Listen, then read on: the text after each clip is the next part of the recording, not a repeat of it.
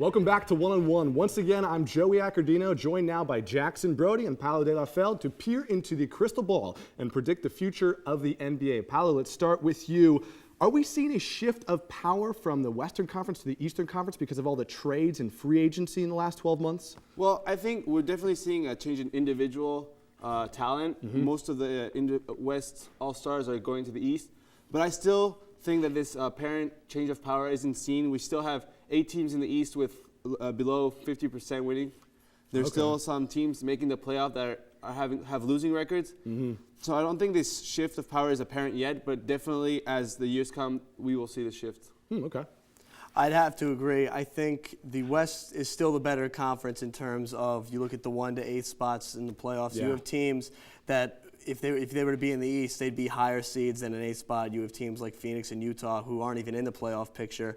And if you put them in the East, they'd be right there. So while the East is very top-heavy in terms of talent, they have the superstars. The West is still the better conference. Jackson, speaking of the superstars, one of the reasons people think there has been a shift of power to the Eastern Conference is because all of the super teams, quote-unquote, that we're seeing in that league.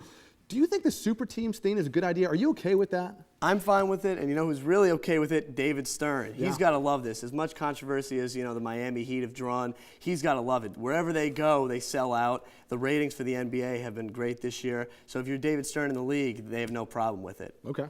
Yeah, I think it's nice to see that some few teams come out, but I miss the fact that when you think of Miami, you think of Dwayne Wade. You think of Cleveland, you think of LeBron James. You think of Toronto, you think of Chris Bosh. Now you think of LeBron, D. Wade, and Chris Bosh. Miami.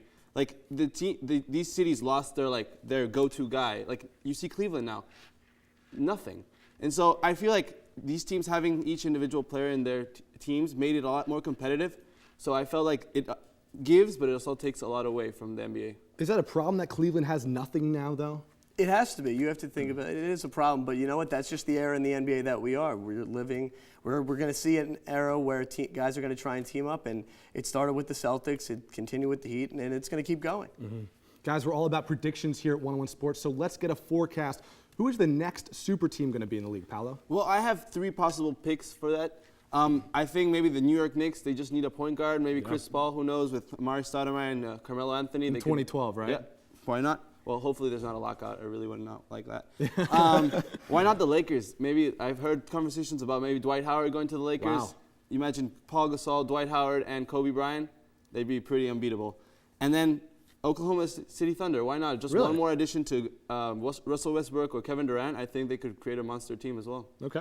I'm going to go with the Boston Celtics. I think as time goes on, when you see Garnett, Pierce, and Allen retire, you still have Rondo in place. You've got, if Doc Rivers is still the coach, they're going to have a lot of cap space no matter what the new cap is. So that can lead them to bring in whoever else they need with Rondo. So you have to look for the Celtics to possibly maybe a possibility of them adding Dwight Howard now that they've gotten rid of Kendrick Perkins. Oh, my goodness gracious. My goodness gracious. Yeah. Well, that's all the time we've got. Thanks for tuning into this one-on-one webcast. Be sure to become a fan on Facebook, read our article in The Pendulum, and please listen to our radio show on WSOE 89.3.